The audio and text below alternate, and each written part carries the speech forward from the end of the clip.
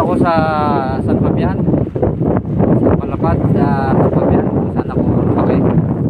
So itong makikita nyo ito ay nandito natin na nagkakaroon ni tatay.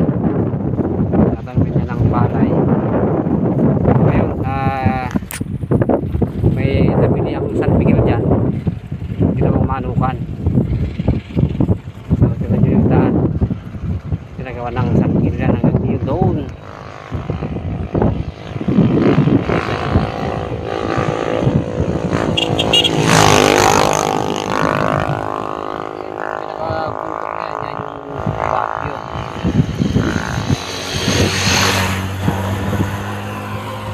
Napakarawak na taniman din ng palay ito, kabilaan.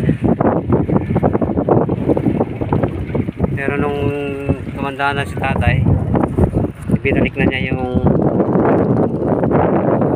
tinataniman ng palay dito. So, nakakatuwa lang kasi maraming pagbabago na dito. Kahit dito mismo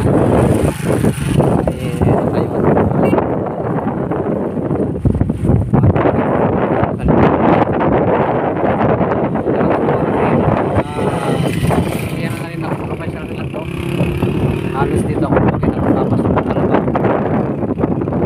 Ito lahat yung mga pangarap na kung makakarating ka pa sa ibang bansa, kung makakasakay ng aeroplano, Baguio, so nandito lahat sa lugar ito. Guys, maraming salamat sa